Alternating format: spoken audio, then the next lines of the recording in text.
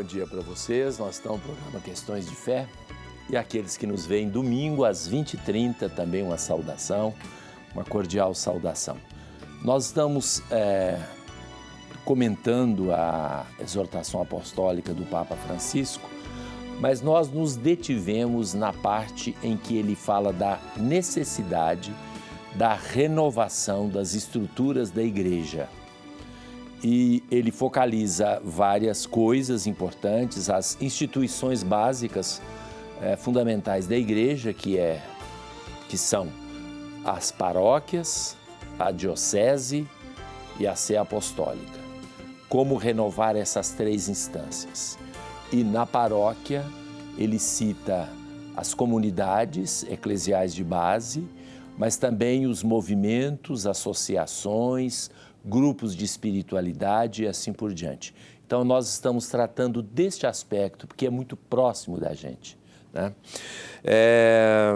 Hoje, aqueles que participarem, teremos aqui 2 kits para presentear quem for sorteado. 2 Bíblias, edição pastoral, um livro, A Profecia na Igreja, do teólogo padre falecido já José Comblan, ou também Dom Helder Câmara, Um Modelo de Esperança, de Martinho Condini, que é uma cortesia, são os 2 livros, e as Bíblias são cortesias da Livraria Paulus. Um grande abraço aos nossos amigos da Paulus. Então, prestigie a Paulus quando você for lá, quando você for adquirir algum livro de teologia, pastoral, espiritualidade, ou um presente, enfim, qualquer coisa, nós temos tudo na Livraria Paulus. E fala que você está indo lá porque viu aqui o anúncio no programa Questões de Fé. Também temos para sorteio um CD, Coloriu Meus Dias, de Miriam Ferreira, ou também um CD, Infinito Amor, de Cidinha Cunha. Esse mês de setembro, mês da Bíblia, se você for sorteado, você vai receber, ao invés de uma Bíblia, você vai receber 2 Bíblias. Então, uma para você e a outra para presentear alguém. Serão 4 Bíblias sorteadas, né? Porque se são 2 pessoas, cada pessoa levará 2 Bíblias. Você pode participar do programa desde já pelos telefones 3209-0120, que é exatamente o telefone aqui do estúdio. Mas se tiver agarrado, você pode ter outras formas de participação. A linha estiver lotada, facebook.com/questões.de-fé. É uma forma também de participação. Você pode assistir ao programa ao vivo pelo Twitter, @padrecândido2, Padre Cândido 2. E o e-mail questõesdefé@tvhorizonte.com.br.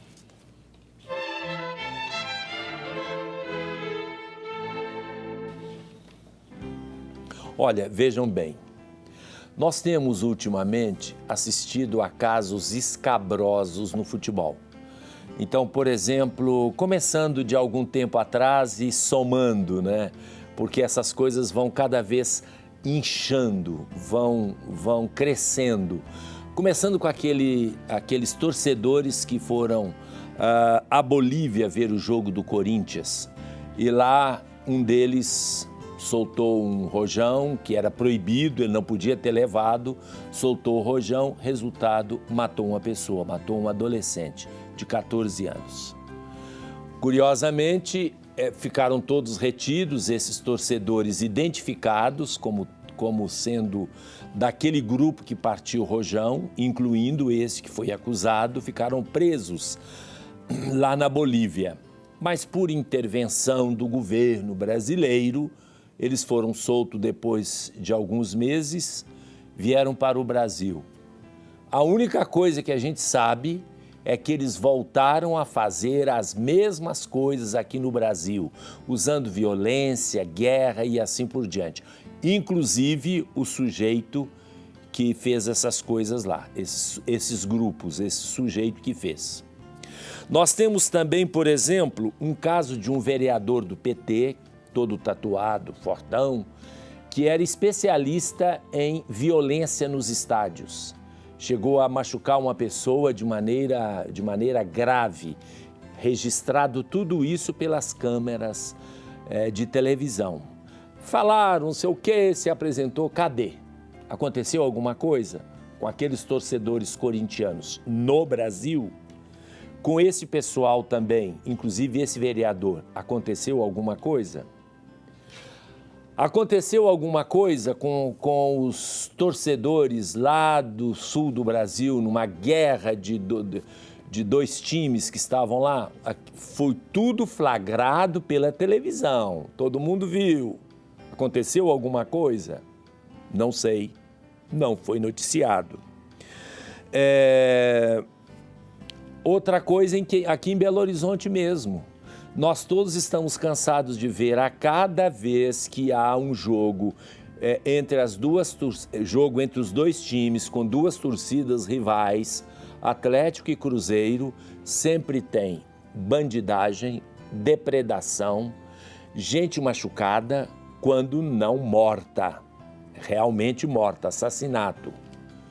Bom, quando há assassinato identificado, parece que ficam presos 2 anos. O cara fica preso ali 2 anos, mas depois sai. E a turma toda, quando a coisa não é tão grave, ninguém é preso, continua do mesmo jeito.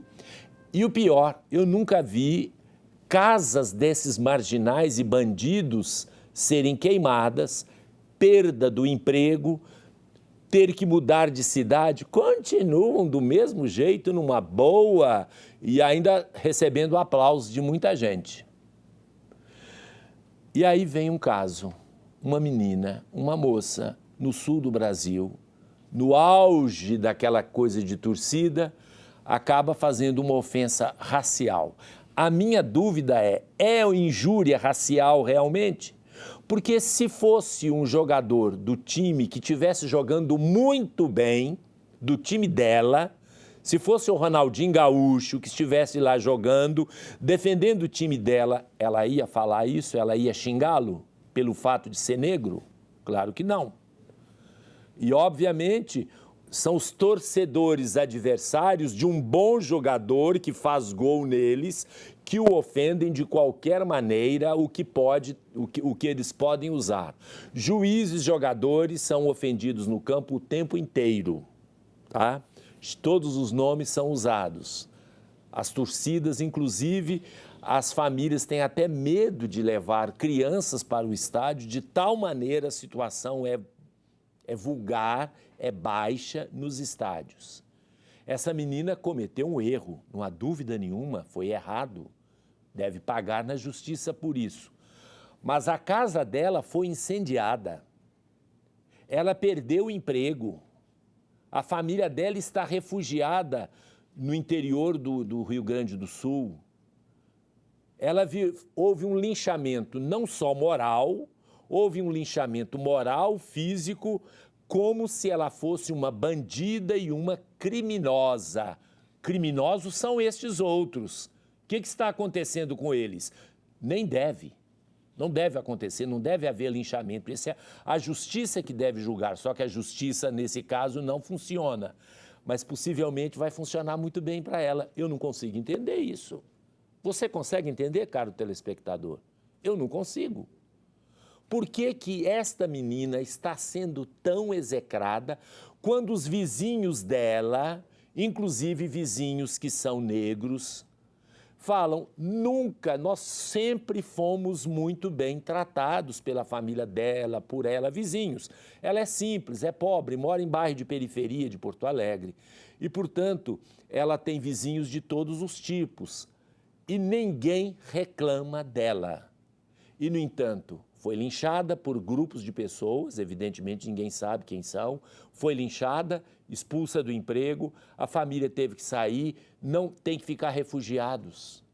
Vocês conseguem entender este país? Sinceramente, eu não consigo entender. Da mesma forma como a gente não consegue entender as chacinas que acontecem no Oriente Médio. Sai no Facebook todo dia coisa de arrepiar os cabelos. Crianças de 6 anos em massa sendo degoladas. pessoas inocentes, mulheres grávidas sendo fuziladas. Outros, por se dizerem de determinada religião, e quase a maior parte cristã, barbaramente assassinados. Ninguém se choca com isso. Interessante, né? Em todos os lugares, quem que faz isso? A gente diz, é a massa. É a massa. Esta mesma massa popular que parece que manipulada por alguns, perde todas as noções de racionalidade, todas as noções de ética, todas as noções, é uma coisa terrível. Mas a gente está acostumado um pouco com isso, porque há 2000 anos atrás, aquela massa ignara que estava lá no pátio do procurador romano Pôncio Pilatos, preferiu Barrabás a ser solto e condenaram Jesus, o inocente maior de toda a história da humanidade. É assim que a massa funciona quando manipulada. Lá pelos chefes dos sacerdotes, pelos fariseus e doutores da lei. E agora, quem manipula estas massas ignorantes é a maior parte da população, que fazem o que mandam fazer. É terrível. Voltamos daqui a pouco para o segundo bloco do Questões de Fé.